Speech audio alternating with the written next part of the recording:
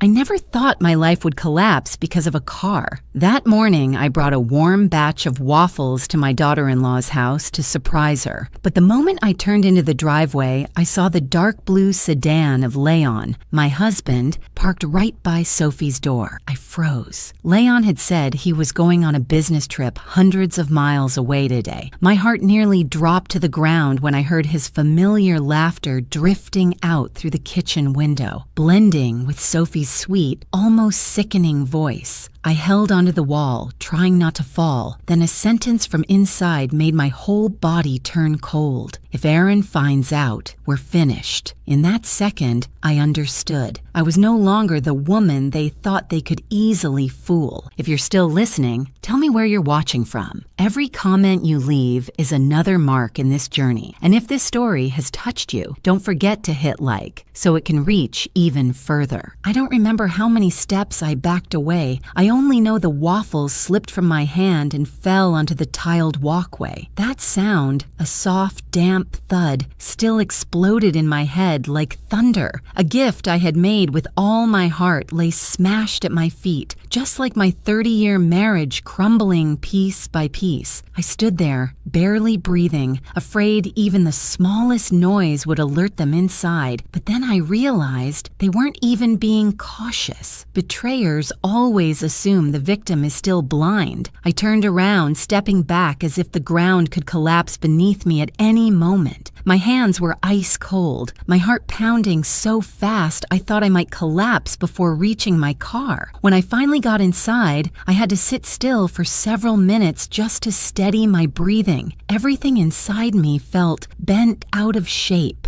I drove home, or rather, the car drove itself, because my mind was completely blank. The traffic lights turned from green to red, then red to green, and I couldn't remember which streets I had passed in the small Oregon town where I had lived for nearly 2 decades. When I walked into the kitchen, I set my purse down on the table, but my hands trembled so hard I had to hold my own wrist. I looked at the family photo hanging on the wall. Me, Leon, our son Aaron, and Sophie. The person I once thought was the daughter I never had. The picture suddenly looked distorted, so much that I had to turn away. I sat in the kitchen for hours, the noon light fading, darkness filling the room, and I didn't even realize time was passing. All I knew was that I had lost something bigger than trust. I had lost the very idea of family. Around nearly 6 in the evening, I heard the door open. Leon came home. He walked in with the familiar, tired look of a middle-class American husband after work. The most sickening part was how perfectly he played that role, almost naturally. He kissed my cheek, and right then I smelled perfume that wasn't mine. A sweet, sharp, floral scent, the kind Sophie always wore. My chest tightened painfully, but I stood still. I didn't pull away, didn't tremble, didn't ask anything. I stayed silent, and that silence made Leon even more at ease. A man who lies often never pays attention to the eyes of the person who truly sees him. Throughout dinner, he talked about a busy business trip that I knew never existed. I watched him lie as easily as breathing, and inside me, feeling was not rage. It was realization, cold, clean truth. Only a seasoned liar could stay that calm. I felt as if I had woken up after years of sleep, and the man sitting across from me was suddenly a stranger. I didn't scream, didn't break things, didn't throw suspicions at his face. Instead, the quieter I became, the more I felt myself cracking inside. But that cracking didn't destroy me like I once believed. It was transforming into something else, an icy clarity I never knew I had. That night, when he fell asleep with his steady breathing, I lay awake staring at the ceiling. The silence in the room felt like a cemetery. I turned to look at the man beside me, and I understood that from the moment I heard the words that morning, if Aaron finds out, my life had split into 2. One part still lay here beside him under this roof. The other had stepped into a place where truth was the only light I could hold on to. I told myself I had to watch every detail, every change in behavior, every call Leon received, every message Sophie sent me with that artificial sweetness. Instinct. the only weapon a woman my age still has after decades of sacrifice, told me that the affair was only the thin skin covering something deeper, darker, and far more dangerous. I no longer saw myself as the victim. I began to sense a small flame, weak but very real, in the deepest corner of my mind. A flame not burning from pain but from resistance, from determination, from the understanding that if I kept surrendering, I would lose everything, not just my dignity, but the rest of my life. And right there in the darkness of that bedroom, where Leon slept peacefully as if no guilt weighed on him, I said to myself, I will not let them lead me by the nose for one more day. The next morning, the house I had lived in for over 20 years suddenly felt unfamiliar, like a temporary shelter. Every familiar sound, the heater switching on, the soft creak of the wooden floor, the coffee maker releasing steam, stabbed at my heart like needles. I sat blankly at the table, the cup before me still full but cold. Sunlight filtered through the curtains I once loved, yet today it made the room look bare, exposing every crack inside me. When I stood up to reach for a pan, memories of Leon's last-minute business trips surfaced. All those nights he came home late, saying he was stuck in meetings, stuck in traffic, or having dinner with clients. I had believed him because trust had become a habit for a wife who had grown too used to sacrificing. But now, with everything broken, I looked back and saw the holes everywhere. It felt like walking backward into the past, touching each memory and realizing it had been rotten for years without me admitting it. Thinking of Aaron, the child I loved more than anything, my heart twisted. Aaron always respected his father, believed Leon was the most admirable man alive. My son had no idea that the dinners he remembered as dad working late could have been nothing but excuses. I couldn't imagine how deeply it would hurt him if he learned the truth. And that fear for Aaron was what kept me standing when all I wanted was to fall apart. I tried to make breakfast as usual, desperate to hold on to some sense of normalcy, but my hands wouldn't cooperate. I dropped the knife, spilled the milk, cracked eggs onto the stovetop. I cleaned everything quietly, unwilling to let Leon see me shaking. The bitter truth was that I didn't even recognize the woman I was becoming inside my own home. When Leon walked into the kitchen, he greeted me with a gentle smile and asked, "Did you sleep well?" His voice was natural and relaxed, so much that it chilled me. How could he go from Sophie's bed yesterday to my table this morning without skipping a beat? I looked at him without responding, and a slow burn of anger rose in me. Not because he betrayed me, but because he thought I would never find out. Leon sipped his coffee, opened the newspaper, chatted about the weather, as if our life had no cracks. His calmness made me want to withdraw even more. I didn't understand how I had ever loved this man, but then I reminded myself I needed to observe. I needed to remember every detail. This wasn't a marriage anymore, it was a battleground.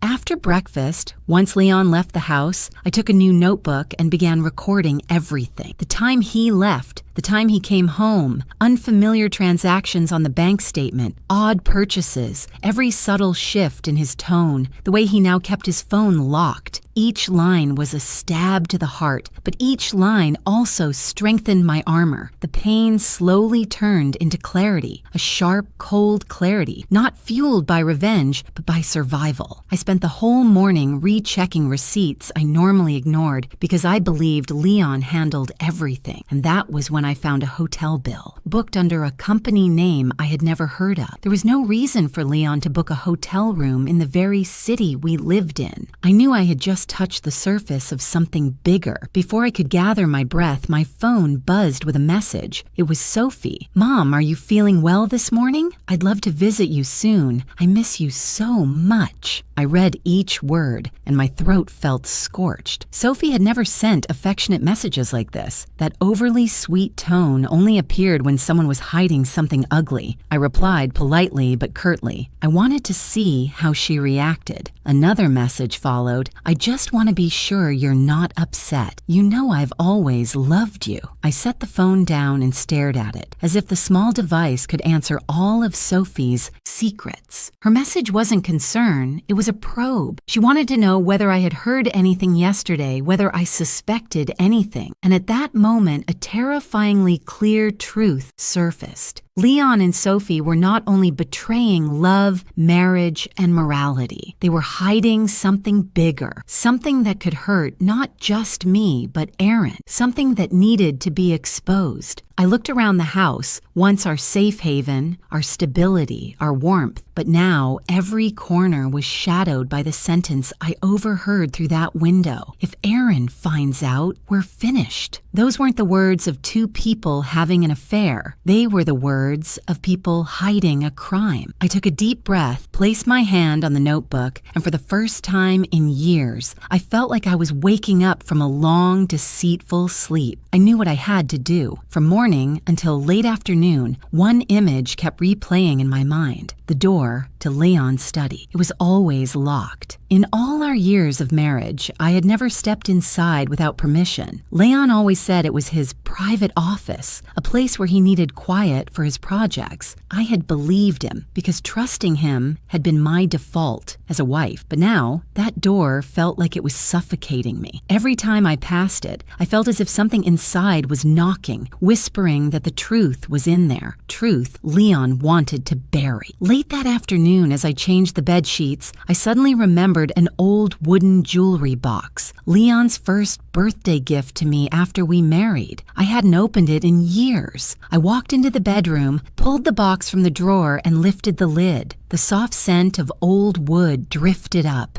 a scent from a time when I had trusted Leon completely. In the corner of the box, beneath the green velvet lining, was a small brass key. I froze. I recognized it immediately. Years ago, Leon had given me a spare key to his study, in case he forgot. Later, he said he no longer needed me to keep it, and I forgot it existed. But the key had been here all along, untouched, waiting. I picked it up. The cold metal spread across my palm. It wasn't fear. It was confirmation that my instincts had been right. That evening, Leon came home late again. He claimed he had a meeting with a client. I watched him lie without a blink, maintaining my calm exterior. That calmness, I realized, was exactly what made him believe I was still the same trusting wife. Around 11, Leon fell asleep quickly. I sat up in bed, waited until his breathing settled, then stepped out quietly. The dim hallway light stretched my shadow long and thin across the wall. I walked to the study door, holding the key tightly. I inserted it into the lock and turned it. A small click, and the door opened. The room glowed faintly from the lamp Leon always left on. Papers, files, and his laptop were scattered across the desk. I approached slowly, heart pounding but hands steady. File after file made no sense until I reached the thin folder with the line, "Transfer to Sophie Doyle. Account ending in 4827. My knees nearly buckled. I kept reading. Then I found the printed email. "Make the transfer before Aaron notices. I'll double check after the meeting." Leon's signature sat beneath it. I read it again and again, my eyes burning. This wasn't just adultery. This was theft. They were stealing from Aaron, our son. I photographed everything, every file, every email, every signature. With each photo, something inside me broke. But with each photo, another part of me came alive, stronger, sharper. When I closed the door behind me, I whispered to myself, I need a good lawyer, and I will find one. That was the first night in decades that I felt I was finally standing on my own side, and I knew I would not turn back. The next morning, I barely slept. Not from fear, but from clarity. The documents and screenshots replayed in my mind like cold sparks. I knew I couldn't face this battle alone. A 62-year-old woman, after 3 decades of trusting blindly, could not single-handedly fight the schemes Leon and Sophie had built. I needed an ally. Daniel Porter came to mind, the attorney downtown, known for handling complicated divorce cases. People said he was calm, sharp, and never quick quick to judge. I called at 8 in the morning. He answered with steady confidence. 11 a.m. You can come in. And that voice felt like an anchor thrown into the rough sea I'd been drowning in. Daniel's office was inside an old red brick building, the glass door spotless, the interior simply arranged. Tall bookshelves, a few landscape paintings, a wall clock ticking steadily. The space smelled of wood and paper, the kind of scent that made you feel as if you were about to reorganize your life on a clearer, more orderly surface. When I stepped in, Daniel stood up to shake my hand. He was in his early 40s with lightly graying hair, bright but warm eyes, and steady hands that were firm without being rough. He didn't smile much, but the look in his eyes made me feel I wasn't being judged, even though I had come there with a heart full of torn edges. "Mrs. Doyle, please have a seat," he said. I sat down, my hands instinctively clasping each other beneath the desk. Daniel didn't rush me, didn't interrupt. He only nodded slightly as I began telling the story. The morning I brought waffles to Sophie, Leon's car, the laughter drifting through the window, the sentence that shattered me. Then I told him about searching through the files, the transfers, the email about before Aaron finds out, and how I photographed everything as if it were a survival reflex. Every word I spoke felt like a needle stitching back the torn pieces inside me, but Daniel only listened. No startled expressions, no rapid-fire questions. He let me talk until my breathing slowed. After I finished, Daniel laced his fingers together on the table. "Do you have evidence?" he asked. The question was gentle, direct, and necessary. I opened my purse and took out my phone. The screen lit up, showing the photos I had taken the night before. Daniel leaned in, examining each one. His eyes didn't change, but something in his demeanor sharpened, became more focused. When he was done, he leaned back in his chair. "Mrs. Doyle," he said slowly, "what I see here is not just infidelity. This is evidence of financial misconduct. If that account belongs to Sophie and the funds were transferred from a shared source connected to your son's company, then this matter may be reviewed by both family court and economic court." I tightened my hands. I suspected as much, but hearing someone who understood the law confirm it made me feel pain and relief at the same time. "I want a divorce," I said, "and I want to protect Aaron. I cannot allow those two to hurt my son for even one more minute." Daniel nodded, not surprised. He pulled a folder from the drawer and set it in front of me. "Are you certain?" "I have never been more certain of anything in my life." He looked at me for a moment as if assessing the resolve in my eyes. Then he said, "Then, the first thing you must do is stay quiet." I tilted my head slightly. Daniel explained, his tone even but firm.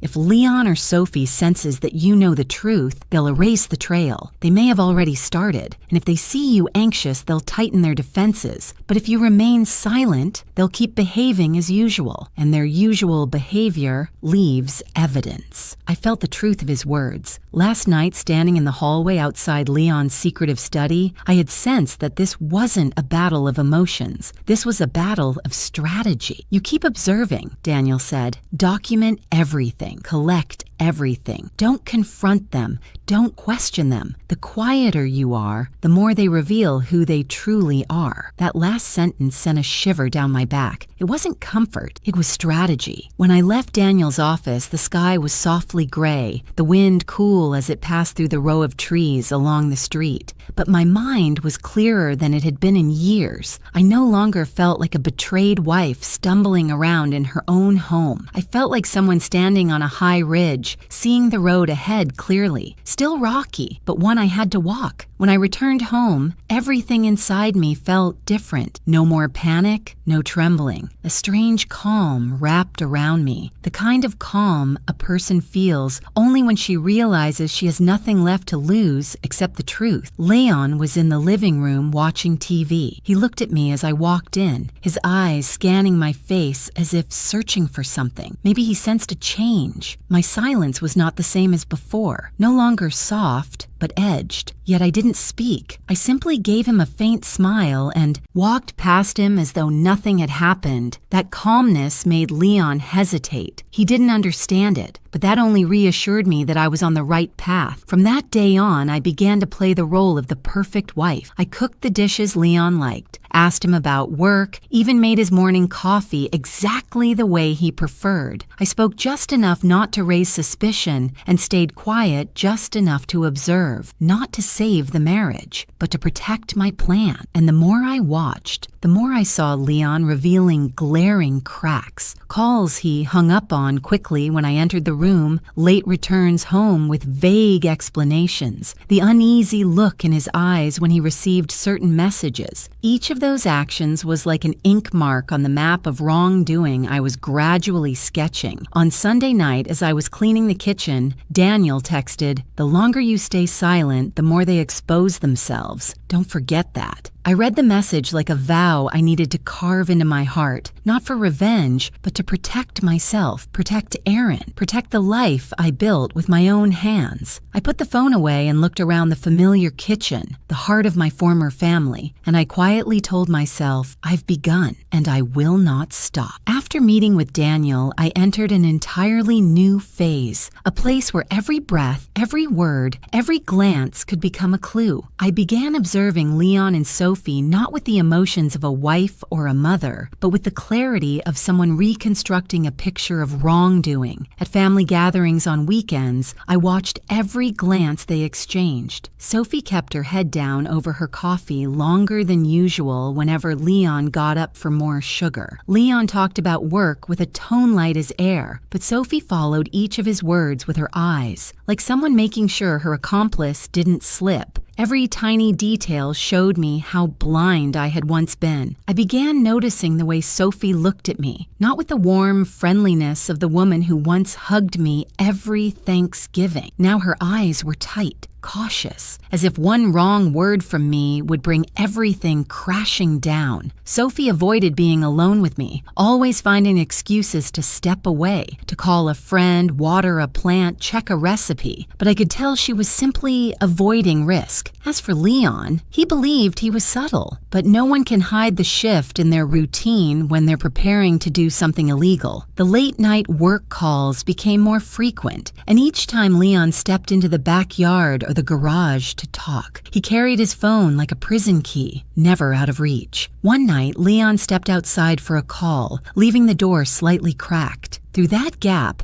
I heard the sentence that chilled my blood. Push that amount out before Friday. I don't want this dragging on. His voice was low and firm, not at all like the weary tone he used in front of me. I stood at the staircase, gripping the railing, realizing the documents I found were only the surface. Beneath it was a whole stream of money being shifted quietly from Aaron's company into Leon's and Sophie's pockets. I began to act even more carefully. When Leon left the house in the morning, I stood in his study for a moment, looking around like someone learning to read the silent language of lifeless objects. Unsealed envelopes, slightly misaligned folders, a journal with one corner sticking out. Everything became a code I needed to decipher. One afternoon, after Leon went out to meet a client, I installed an automatic recording program on his computer. I knew the line between ethics and survival was thin, but if I didn't act, the truth would disappear forever into the hands of two people who were cheating and breaking the law. The next day, when I opened the recording, I heard papers rustling, keyboard tapping, and then Leon's voice clear as day. The final big transfer needs to go out this week. Don't let Aaron check the balance. I stopped the playback immediately, my palm cold and damp. I had been right. This wasn't just betrayal in the shadows. This was theft. This was destroying my son's future. From that moment on, my marriage became an intricate performance. I was the main actress, burying every real emotion beneath a gentle, calm mask. Leon acted more affectionate, as if trying to cover something. But I knew he wasn't doing it out of love. He was doing it to control what I might know. I let him play the role of the kind husband while I played the naive wife who suspected nothing. One evening, I saw a few documents Leon had left on the dining table. I hadn't planned to touch them, but when I glanced down, I saw the signature line under Joint Account Holder. It was my name. The signature looked exactly like mine, but I had never signed it. A chill ran down my spine. Leon had used my name to legitimize certain financial documents. Not once, likely many times, he had forged my signature, something I thought happened only in the news, never in my own home. I said nothing. I couldn't. Everything inside me swirled like a storm, but outwardly, I was calm. So calm that I scared myself. I simply photographed the document and put my phone away as if nothing had happened. When I had enough evidence, I emailed Daniel. "I have more evidence. I will bring it to your office tomorrow morning." Daniel replied with just 3 words. "Keep going." Perhaps it was that brevity that steadied me. He knew exactly what I was facing and what I needed most: resolve. That night, while washing dishes, listening to the steady stream of water, I heard an envelope slide through the front door slot. No mail carrier, no knock. I wiped my hands with a towel and picked up the envelope. The handwriting on the front was so familiar, it made my chest tighten. "Dear Mother Margaret, I feel like we haven't talked in a while. I miss you so much, Sophie." I opened the letter. Lines of gentle, overly affectionate handwriting filled the page. She mentioned times we cooked together, holiday decorations I gave her, words of encouragement I'd offered when she was going through something. She wrote that she could sense I was sad and wanted me to know I always had her. I folded the letter. Too sweet, too flattering. Panic disguised as tenderness. In that moment, I understood. They were starting to fear me. People only perform when they're not afraid. But when they start to tremble, they write letters, flatter, recall memories that aren't truly shared. I placed the letter with the other collected evidence. Each piece was a brick in the road leading to the truth, and I knew I was walking that road correctly. I looked around the house, once a haven of peace, now a stage for lies. And at the center of that stage was me, a reluctant actress who was slowly mastering her role, a role whose ending would not be applause, but light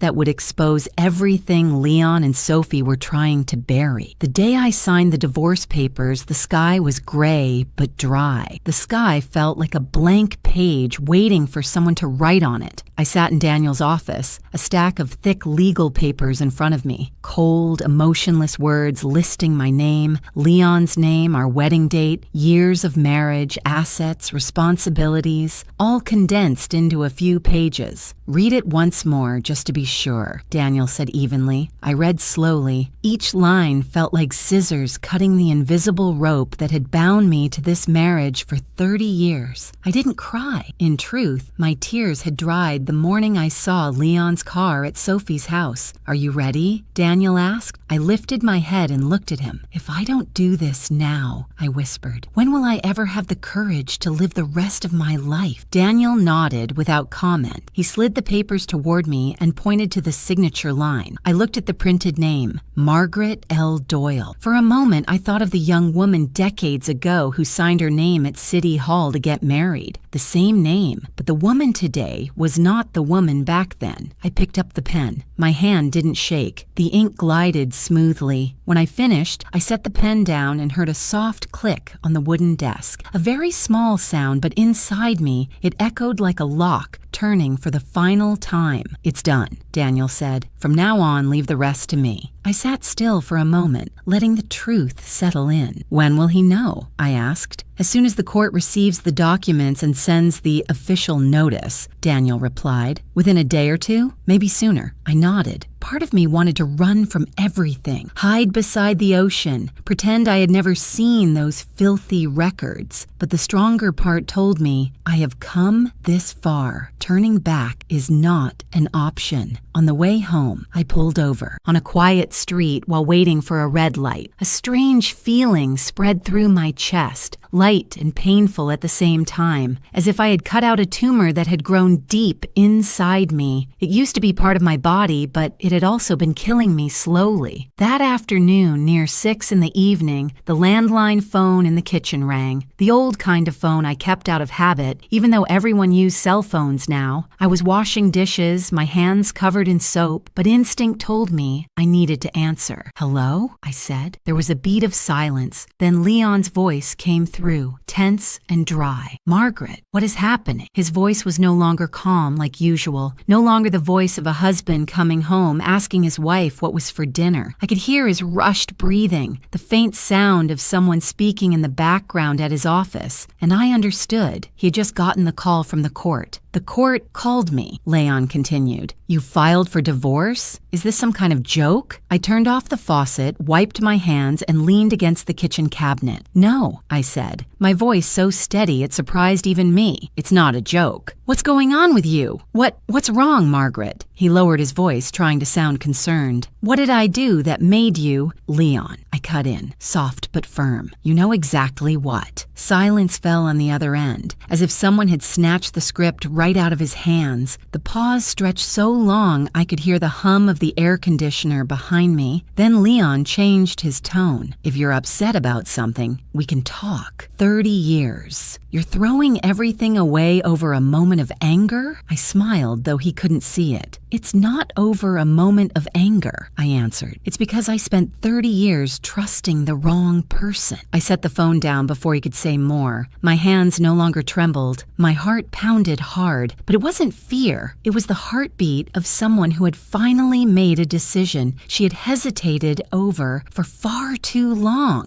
Not 20 minutes later, my cell phone rang. Sophie's name lit up the screen. I stared at it for a few seconds, then answered. I wanted to see what role she would play this time. "Mom?" Sophie's voice cracked, as if she were crying. "I just heard. What are you doing? This is a misunderstanding. It has to be." I didn't respond immediately. On the other end, she kept going. "Leon said the court called him, that you filed for divorce. You can't do something like that without talking to us first. Are you okay? Say something. I'm worried about you." Her voice was soft, drawn out, full of concern. 2 years ago, my heart might have melted. But now, every word only reminded me of all the times Sophie smiled at me across the dinner table, while almost certainly texting Leon messages I was never meant to see. "I'm fine," I said, deliberately using I instead of Mom. Sophie froze. A small shift in how I addressed myself was enough to make her lose balance. Margaret, why would you—" I didn't let her finish her performance. "Sophie," I said, my voice smooth as glass, "I don't want to talk right now. If there's anything related to procedures, my lawyer will respond. And if it truly is a misunderstanding, like you said, then let the court confirm that. But, Mom," I ended the call. My fingertip tapped the screen lightly, a simple touch that cut straight through an entire act. Less than a minute later, a message came in. "No more Mom. No more I'm worried about you. No more softness." What the hell do you think you're doing? Do you know how this will affect Aaron? Are you trying to ruin everything? I stared at the text, feeling my chest grow cold, not from the insult, but from the fact that, finally, the mask had fallen. A second text arrived so fast I knew she had rehearsed it in her head already. "If you drag this into court, a lot of things are going to come out. Not just ours. Yours, too. Are you sure you want everything dug up?"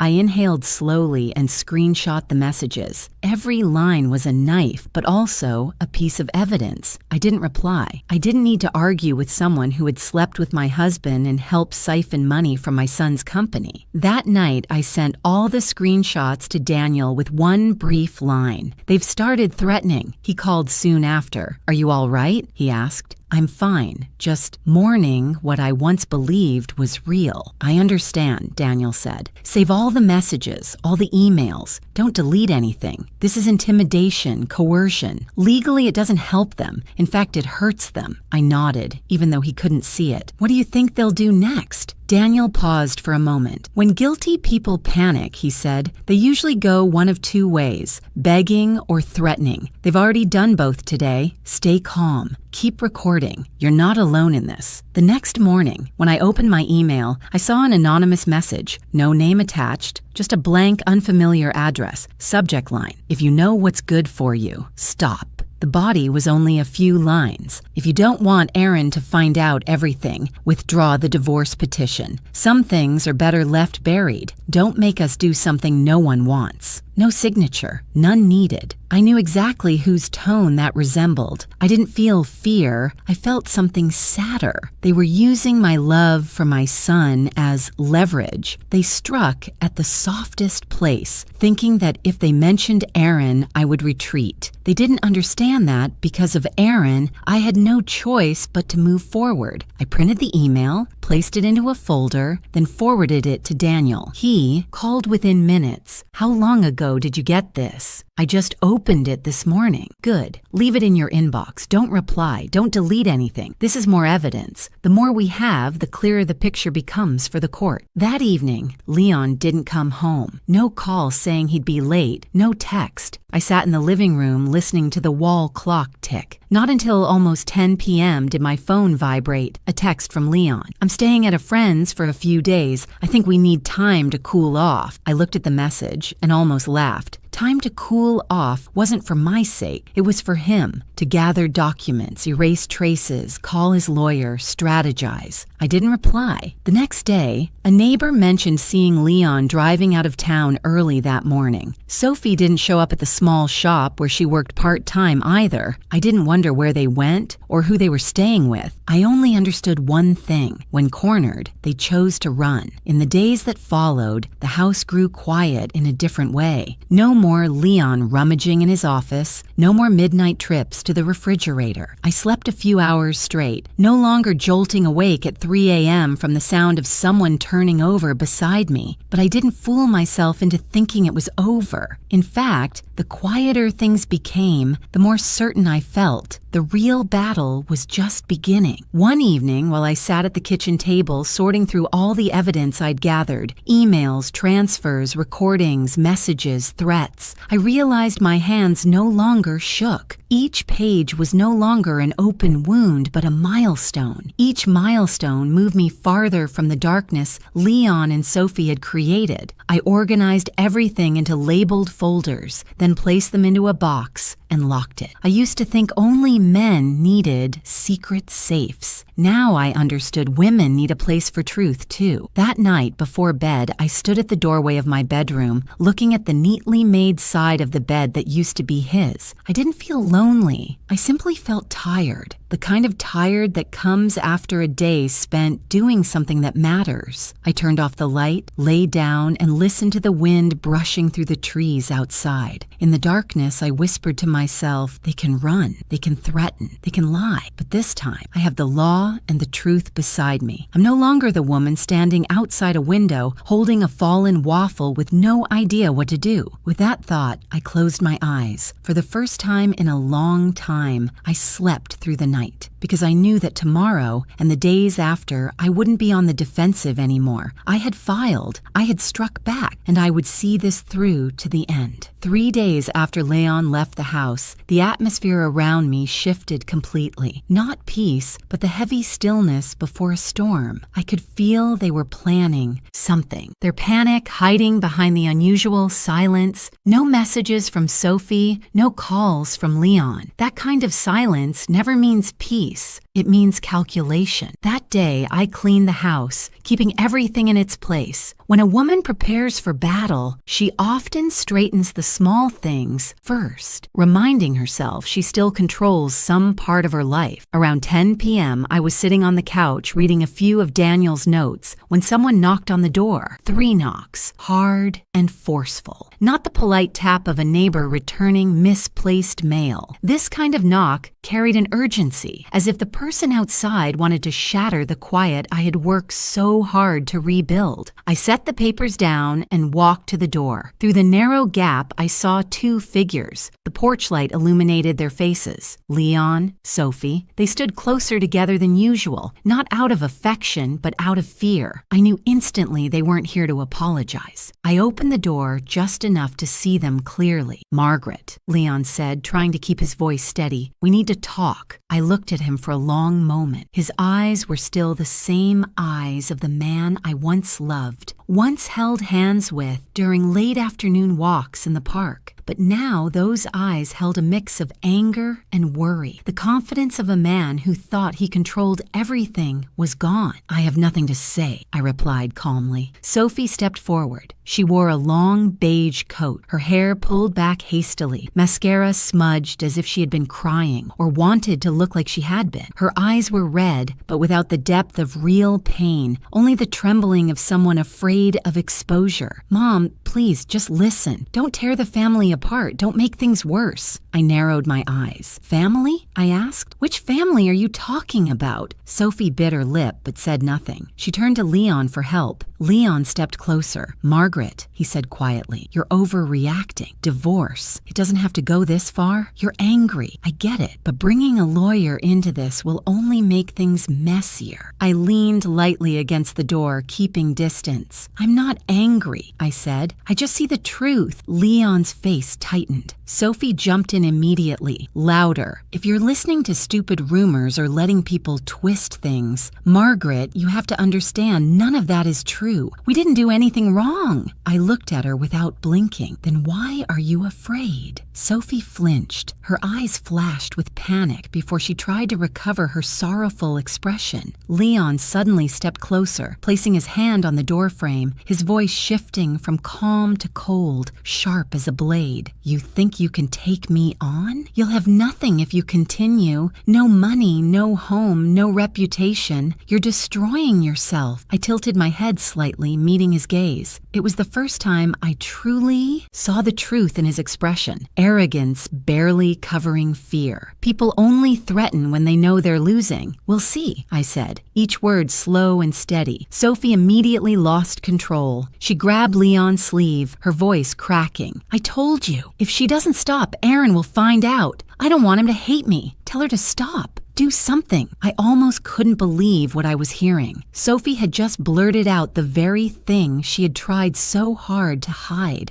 behind countless, careful words. Leon spun toward her, his face draining of color. "Stop talking." He gritted his teeth, but it was too late. I stood still. My heart didn't race. The only feeling rising in me was clarity. At last, their masks were off. I let them argue for a few more seconds. Sophie stammering that I was ruining everything. Leon trying to regain control before realizing it was already gone. Then I spoke softly, almost in a whisper. "Leave." Leon turned back to me. "We're not finished." "With me," I replied. "It ended long ago." I felt the warmth of the phone in my pocket, where the recording app was still running. Every harsh word from Leon, every inadvertent confession from Sophie, all of it was captured. Leon clenched his jaw, his eyes narrowing. "You think you're so smart, don't you?" I didn't answer. I just looked at him with a kind of gaze I probably hadn't given him once in 30 years. The gaze of someone who was no longer afraid. Sophie gripped Leon's sleeve, her voice trembling like a wind chime in a storm. "Let's go. If she wants a fight, she'll lose." They turned away, arguing under their breath as they walked. But when they reached the steps, Sophie stopped. She turned her head, looking back at me through the strands of hair falling over her face. A look sharp as a needle, venomous enough that I could almost feel it cutting the air. No more pretending, no more tears. Only the poison of a person losing control. I stood there with my hand resting on the door frame until their figures disappeared behind the trees. When I finally closed the door, the house echoed with a deep silence. I leaned my back against it and took a long breath. I didn't sleep that night, not because of fear. I sat at the kitchen table with the recorder placed in the center, listening to every part of the conversation again. Their voices in the recording sounded like two sides of an animal cornered, trembling but vicious. I replayed it over and over, not missing a single breath, a single overlapping sentence, a single threat. I sent the file to Daniel with a message. "We have more evidence." Daniel replied almost immediately. "Good. You're doing everything right. From now on, you're the one in control." I set the phone down and looked out the window. The streetlight cast a soft glow on the leaves, trembling in the breeze. No footsteps, no knocking. But in that very quiet, I realized something. I had crossed the line from being a heartbroken wife into becoming a woman who no longer intended to let her life be steered by someone else. And more importantly, I no longer trembled at Leon's name, nor at Sophie's venomous stare. They thought they came to my doorstep to intimidate me, but they didn't know that the moment they stood on that step, I had already taken back the upper hand. I didn't sleep that night, but through those sleepless hours, I didn't feel fear. I thought of only one thing. Now it's my turn. After that poisonous confrontation at my doorstep, the house suddenly felt larger, quieter, yet strangely cold. That sleepless night seemed to age me a few years, but it also gave me something far more important. Clarity. The next morning, I brewed coffee and stood by the window, watching the thin sunlight fall on the trees at the end of the street. My mind still echoed with Sophie's crying, Leon's threats, and my own voice, cold, clear, no longer trembling. In that silence, I knew I needed someone to talk to,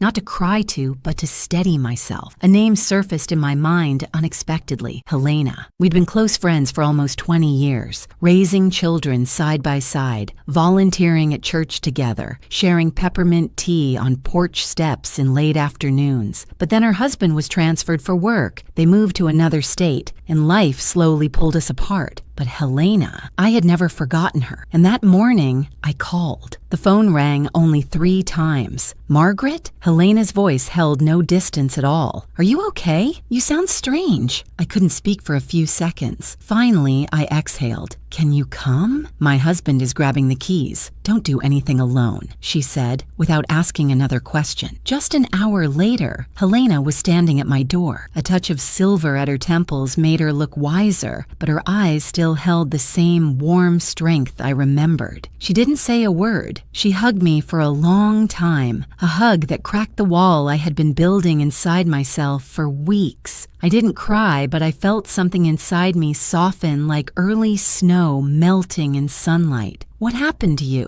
She asked, gentle but determined. I poured coffee and told her everything, every detail, every moment spent standing outside Sophie's house, hearing Leon laugh inside, every discovery I made in his office, every threat from the night before, every fear of watching my husband turn into a stranger. Helena listened without interrupting, without judging. Only when I reached the part where Leon said, "You'll have nothing if you go against me," did I see her eyes darken. When I finished, Helena sat quietly for a few seconds. Then she placed her hand on mine. "Margaret, not the only woman who's gone through this," she said, her voice low but firm. "I was betrayed too, just as filthy. Money was involved in mine as well." I stared at her. "You never told me." "Because I was ashamed," she said with a small smile. "But you know, the most painful part isn't the betrayal. It's realizing how long you lived believing the wrong truth." I understood instantly. She was so right it made me shiver. Helena looked straight at me and continued, "I'm telling you this from the bottom of my heart. Once you lose everything, you stop being afraid." The words sliced through the invisible restraints around my chest. I sat still, then suddenly felt lighter. It was true. I had lost Leon long ago. I was only now willing to face that truth. And when you no longer have anything holding you back, you become stronger. "Come with me," Helena said. "I want to take you somewhere." That afternoon, Helena drove me to a small wooden house outside town where a group of women gathered weekly. No sign out front, no advertisements, just a self-formed circle. But the way they looked at one another carried a quiet understanding. "This is a recovery group for women who've been betrayed," Helena said. "Everyone here has gone through what you're facing." I saw several women sitting in a circle, a curly-haired woman in her 50s, a younger woman so young it made my chest ache, barely 30 perhaps. Another wore a headscarf, her eyes long, sad, but steady. When I sat down, no one asked, "Why are you here?" or "Who hurt you?" or "What happened?" No, they didn't ask. An older woman simply looked at me kindly and said, "Welcome. No one comes here when life is peaceful, but everyone who comes here gets stronger." Her words tightened my throat. The session unfolded quietly, not a spill everything and cry meeting, but sharing small steps they had taken to stand back up. The young woman spoke about the day she removed her ex-husband from her bank account. Another shared the first time she went out alone after the divorce without fearing she was being followed. Another described relearning how to sleep without the sound of a door opening, haunting her. I listened, each story like cool air passing over my own wounds. Not because I wanted them to have suffered, but because I realized my pain wasn't an ending, and I wasn't the only one walking through it.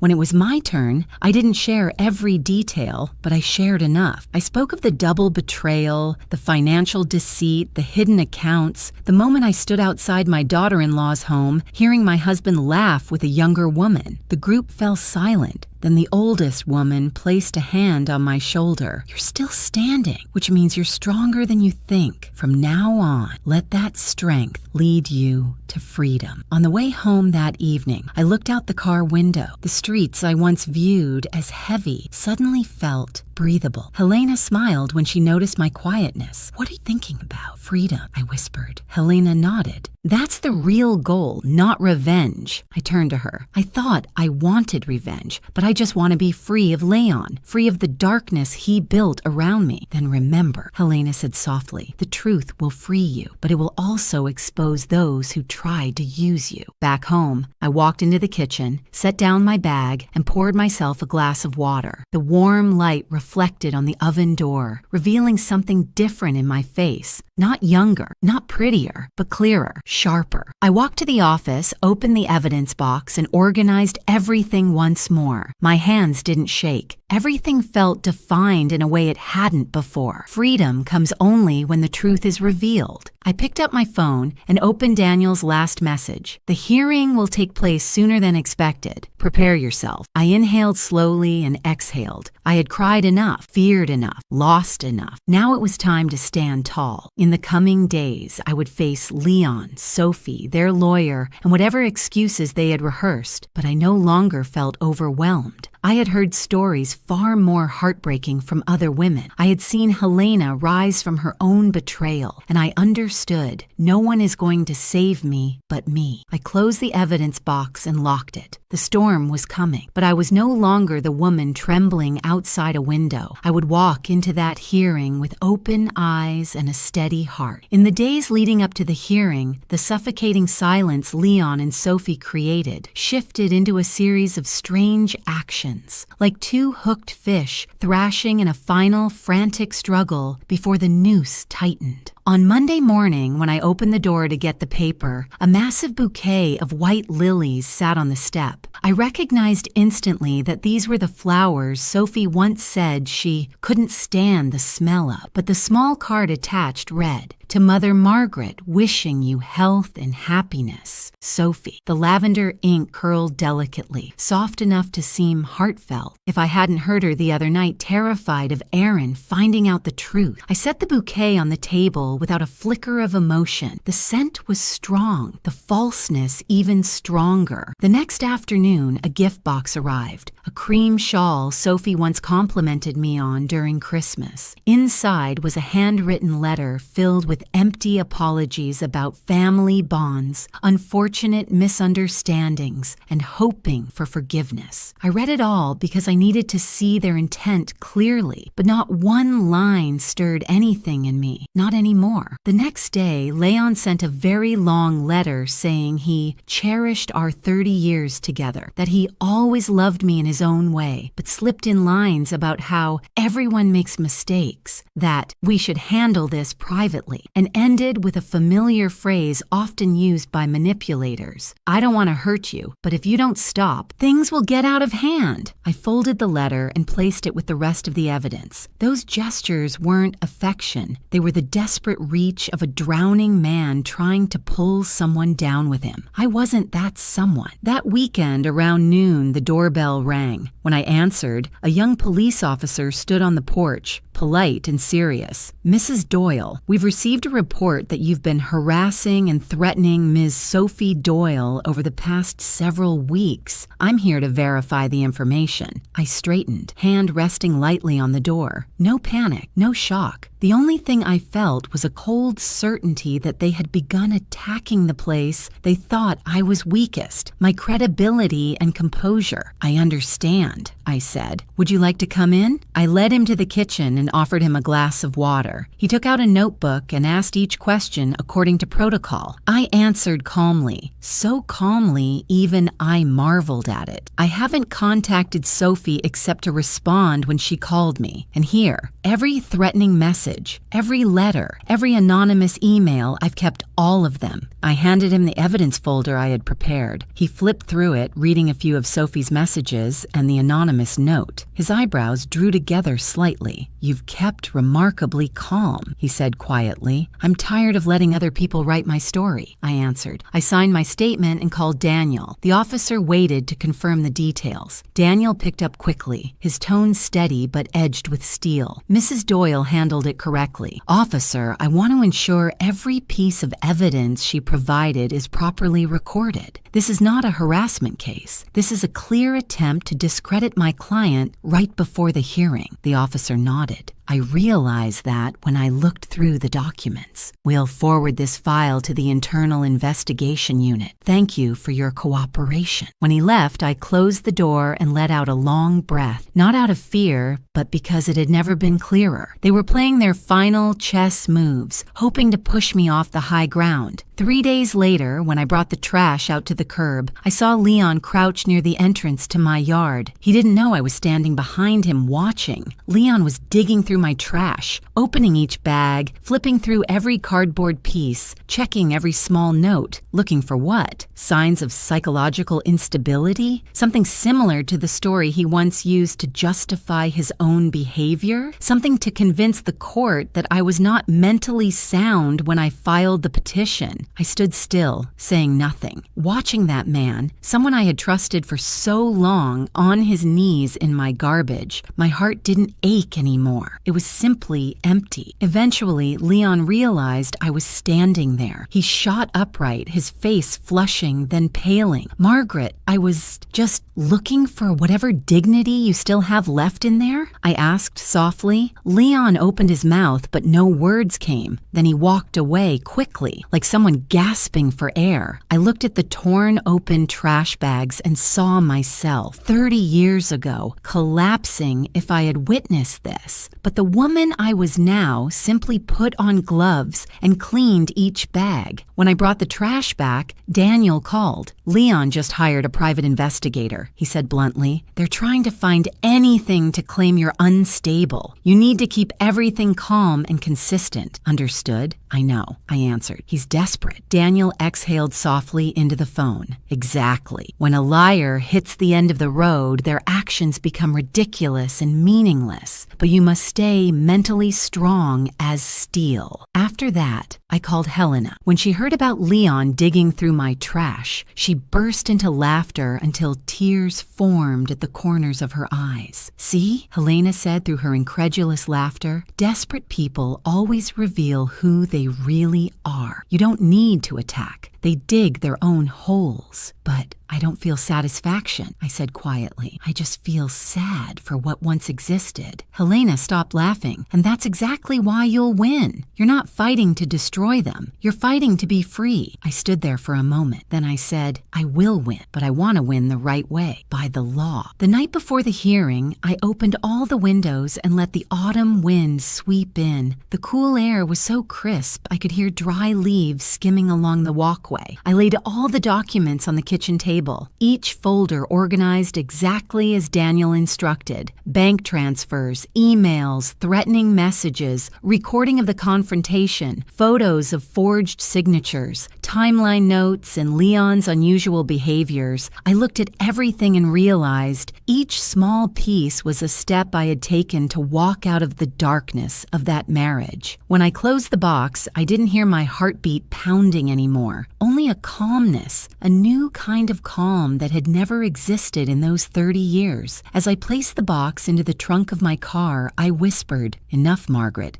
tomorrow you take your life back. On the morning of the hearing, I dressed simply and neatly, not to impress, not to look strong, but to show the woman I was becoming, steady, clear, and no longer controlled by fear. When I stepped outside, the early sunlight touched my face, warm and gentle, like a quiet blessing. I locked the door and turned away from the old road. My heart was strangely calm. No more trembling, no more hesitation, no more holding on to anything. The day of the hearing had arrived, and I walked into it knowing I had never been stronger than I was now. That morning, the air inside the courthouse was as heavy as winter mist, yet inside me there was a strange quiet. I walked down the hallway holding the evidence box, my steps even, as if measuring my own breath. Helena sat waiting in the back row and nodded gently when she saw me. Daniel stood by the courtroom door, adjusting his tie before giving me a reassuring smile. "You're more prepared than anyone I've ever met," he said. I answered with a nod. My heart was steady, my hands unshaken. I had been preparing for this moment since the day I saw Leon's car parked at Sophie's house. When the courtroom door opened, Leon and Sophie walked in first. I stood far enough to observe without emotion pulling at me. Leon wore a dark blue suit, a wine-colored tie, his face clean-shaven, hair neatly combed as if preparing to go on television. Sophie walked beside him in an ivory business dress, lightly made up, her eyes slightly red as if trying to appear sad but resilient. They looked more like actors playing a misunderstood couple than two people about to have their cruelty exposed. I took my seat. My calmness made both of them pause. Sophie shot me a tense glance, while Leon turned away as though ignoring his own unease. When the judge entered, everyone stood. I inhaled deeply, then sat, placing my hands on my lap. Daniel began. His voice was low, steady, unmistakably clear. "Your Honor, today we will present a series of evidence showing that my client, Mrs. Margaret Doyle, was financially exploited, severely deceived, and intentionally placed at a disadvantage during her 30-year marriage by her husband and daughter-in-law." The opposing attorney reacted immediately. "Your Honor, my clients deny all allegations. This is a family misunderstanding, and the couple can reconcile." Daniel raised a hand politely but firmly. "Permission to continue. We have evidence, not speculation." The judge nodded. "Proceed." Daniel opened the first folder. He presented each financial document Leon had signed under my name. He held up hotel receipts, bank transfers to Sophie Doyle, all dated during Leon's non-existent business trips. Then came the emails between Leon and a shady accountant discussing shifting funds before Aaron finds out. Sophie's face visibly drained of color. Leon sat upright, trying to maintain composure, but I saw the small twitch in his jaw. Daniel continued. "And here," he opened the audio file, "is the conversation between Mr. Leon and Ms. Sophie, recorded by my client the night they came to her home to pressure her." I had listened to the recording dozens of times, but hearing it now, under bright courtroom lights, felt surreal, like listening to the autopsy of my old life. Sophie's shaky voice filled the courtroom. "If Aaron finds out, I'm done. Do something." Leon's voice followed, low and furious. "She'll have nothing if she goes against me." The courtroom erupted in murmurs. Sophie immediately cried out, I didn't know she recorded it. I was just upset." Her attorney tugged her sleeve, trying to quiet her, but Sophie had lost control. She turned to Leon, her voice cracking. "You said you'd handle everything. You promised. What am I supposed to do now?" Leon gritted his teeth. "Stop talking, Soph." I watched them, not with joy, not with gloating, only a deep sadness. Sadness for the man I once loved and for the young woman who helped destroy my family and was now trapped in the web they both spun. The judge struck the gavel. "Order!" But Sophie was unraveling. She pointed at Leon. "You made me do everything. You told me to use my account to hide it. You said Aaron would never find out. You promised." Silence fell over the courtroom. Leon spun toward her, face reddening. "Are you insane? What makes you say that?" You did," Sophie nearly screamed. Their attorney looked defeated. Daniel rose, calm as ever. "Your Honor, my client has stated nothing beyond the truth, and now the truth has revealed itself." He moved to the final section. "We request 1. The dissolution of marriage as Mrs. Margaret Doyle petitioned. 2. A fair division of assets, excluding documents forged by Mr. Leon. 3. A separate criminal investigation regarding financial misconduct involving their son's company. The judge turned to me. Mrs. Doyle, would you like to speak? I stood. My legs were steady, astonishing even to me. I didn't speak long. Your Honor, I said, my voice low but clear. I lost my husband long before I learned he was unfaithful. I lost my family long before I learned they were deceiving me. But the deepest pain wasn't the betrayal. It was that they believed I wasn't strong enough to stand up. Today, I only want to reclaim my life and protect my son from the damage they have caused. Then I sat. The room fell silent. The opposing counsel had nothing left. The evidence was overwhelming. Sophie's confession, the recording, the finances, the forged signatures, and my calm. After a brief recess, the judge delivered the ruling. After reviewing all evidence and testimony, the court hereby rules the petition for divorce is granted. Mrs. Margaret Doyle retains her rightful share of assets, excluding forged documents. All irregular financial activity will be forwarded to the appropriate investigators for review. Leon bowed his head. Sophie burst into sobs. Daniel placed a hand lightly on my shoulder and whispered, "Congratulations, you've won." I nodded. Not joyful, not triumphant, only lighter, as if I had finally set down a burden after an endless journey. The hearing ended. I stepped out of the courtroom, the door closing behind me, and a breath of fresh air touched my face. I had walked through the truth, and I was still standing. After the hearing, life moved slower, clearer, as if a thick fog had finally lifted to reveal the true outline of the world around me. I no longer woke with tightness in my chest, no longer listened for Leon's footsteps in the hallway, no longer wondered what lie he'd choose that day. All of it receded, becoming a closed door I no longer owed myself to reopen. But for Leon, every other door was quietly closing. News of the hearing spread quickly. Within 2 days, the local paper published the first article outlining the financial fraud investigation at the company my son co-owned. They didn't mention my name, but Leon's was printed in full. Words like embezzlement, misuse of position, and unauthorized transfers were bolded. Reading the article on my screen, I didn't feel joy nor satisfaction. I only saw a man shoveling his own grave, bit by bit, until he finally fell into it. The company forced Leon to step aside. But step aside in these situations always means permanently gone. They couldn't keep someone tied to financial misconduct, especially someone who had touched his own son's assets. I learned this from a call with Aaron. My son's voice trembled so much that I had to sit down at the kitchen table when I picked up.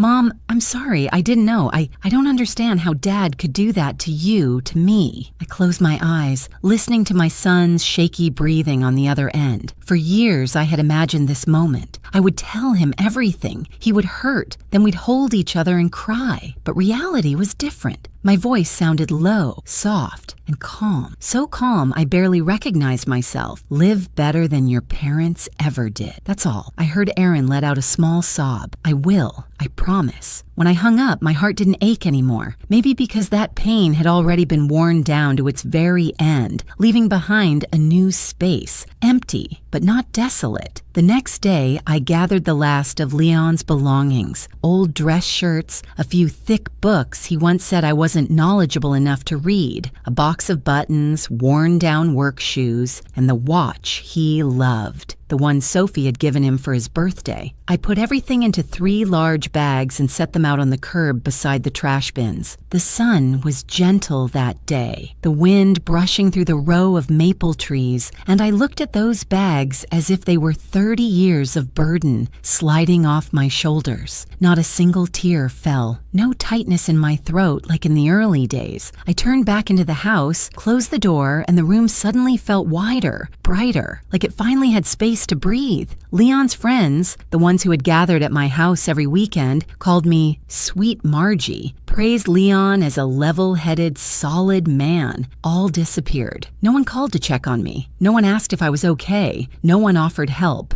They chose a safe distance from a man sinking fast, and I realized they were never truly friends. One afternoon, I went to the supermarket to buy a few things for dinner. While standing by the dairy section, I caught a familiar figure at the edge of my vision, Leon. He stood there holding an empty plastic basket, shoulders slumped, dress shirt wrinkled, hair noticeably grayer after only a few weeks. When he turned and saw me, his eyes widened before instantly looking down. Leon turned toward another aisle as if he wanted to disappear from the world that very moment. I stayed still. I didn't walk toward him. I didn't turn away. I simply watched. Leon fumbled, set the basket down, and headed quickly for the front exit. I noticed his hand gripping the strap of his coat, trembling slightly. The man who once threatened me with a voice full of authority now avoided me like a student caught cheating. As the automatic doors opened, he didn't look back, and in that instant I understood. I no longer hated him. There was no sting of betrayal cutting deep. No lingering why chasing me through every night. No tug of war between love and anger, regret and fury. All that remained was release. A wide, clean, peaceful emptiness, like a room freshly cleared of dust. That evening, back home, I opened the window and let the night breeze drift into the living room. I sat on the sofa, holding the old pillow I had kept for 10 years, and exhaled slowly. After months buried under threats, betrayal, and deceit, this peace reached me like an unexpected gift. Not given, not granted. I claimed it myself. I opened the door to my own life and stepped out of the locked room I had stayed in for 30 years. No Leon behind me, no Sophie lurking at the doorway, just me and a wide sky opening up. If someone had asked me then how I felt seeing Leon in the supermarket, I would have said I wasn't happy and I wasn't hurt. And I just felt light like someone finally letting go of a stone carried for too long. Light like someone stepping out of a house that had shut out the sun. Light like the first step of a person who has found themselves again. I didn't hate anymore. I was simply free. I left the supermarket that afternoon feeling as though I had placed a perfect period at the end of a long, exhausting chapter. And what surprised me was I didn't need to write another word in that chapter. It had closed itself neatly and firmly with the moment I walked away from the aisle where Leon stood with his head lowered. A few weeks later, I began doing something I once thought I'd never have the courage to do, selling the old house. The house I had lived in for more than 30 years, where our wedding photo once hung, where Aaron came home from the hospital, where laughter, arguments, hurried morning footsteps all lived. I stood in the living room on the day I signed the sale papers, watching sunlight spill through the windows, each floating dust particle drifting like memories reluctant to leave their last refuge. But then I understood. The house had fulfilled its purpose, and I had changed. I needed a new place to begin. I moved into a small cottage by the sea, at the end of a white stone road, where each morning the sound of the waves replaced the dripping of the coffee machine, and the scent of salt water touched my shoulder like a gentle reminder of how far I had come. The new house was small, fit for one person, but full of light. Each window felt like a painting that changed through the day. Misty mornings, shimmering noon, amber gold dusk, deep night like unspoken thoughts. I planted lavender by the porch and placed a wooden chair beneath the awning to listen to the ocean speak at sunset. I began writing. Not heavy things, writing the way one breathes. I started a small blog, The Gentle Shore, where I shared my mother's waffle recipe, the dishes Aaron loved as a child, and short reflections on my healing process. I didn't expect anyone to read it, but within weeks, the first comments appeared. Your story helped me get out of bed after 3 months of depression. I lived through a marriage exactly like that, thank you. Because of you, I finally reached out to a lawyer. Each message felt like a small grain of sand warming my heart, building a new shore, steady and soft. I realized my life didn't end at betrayal. It began when I shared my truth with the world in a voice calm and generous. One afternoon, while I was making orange blossom tea, I heard news about Leon. An old acquaintance texted that he had lost his position, the investigation was ongoing, and his reputation was nearly beyond repair. He had moved into a rental apartment in the suburbs, living alone, no longer invited to gatherings. Sophie had left the city, drowning in debt, her professional prospects collapsing within months. No one from her husband's family wanted to contact her anymore. I read the message, set my phone down, and only shrugged. Not because I felt they deserved it. No, simply because I no longer cared. Their path had split from mine entirely, and the door I closed long ago had been smoothed over by sea wind as if it had never existed. One late autumn afternoon, I took the key to my old house down to the beach. I held it in my hand for a long time, the small key that once opened laughter, tears, reconciliation dinners, and long nights of silent endurance. Then I threw it into the sea. The sound of it hitting the water was faint, but inside me it echoed like thunder. I am free. Not free from Leon, not free from Sophie, but free from the old version of myself, the one who stayed silent for too long. There on the sand I sat as the wind lifted my hair and the silver waves rolled in and out like breathing. I realized I was happy in the most mature, quiet, and profound way I had ever known. Happy to be myself. That night, in the cottage glowing warm with a lamplight, I wrote my first story in years. But this time, I didn't write to remember the pain. I wrote to see how I had walked through it. I wrote to remind myself some things we think are endings are simply doorways to new chapters. And the moment I placed the final period, I understood. Anyone who reads to the end of this story must be searching for a strength of their own, a comfort, a small light, a doorway, a gentle shore where the heart can rest. And so, before closing this journey, I want to send one message from the heart. Thank you, somewhere out there in this wide world, for walking with me through every part of this story, every wound, every step of rising again. I don't know where you're from or how you found this video, but I hope my story brings you something soft and real. If you've lived through a pain like mine, feel free to leave a comment. If you're searching for strength, write a few words so I know you're not alone. And if you'd like to keep traveling with me through more stories, please like, subscribe, or share this video. Not for me, but for anyone out there who needs a small light to keep going. Thank you for being here at the end of this story. I hope you find your own peace.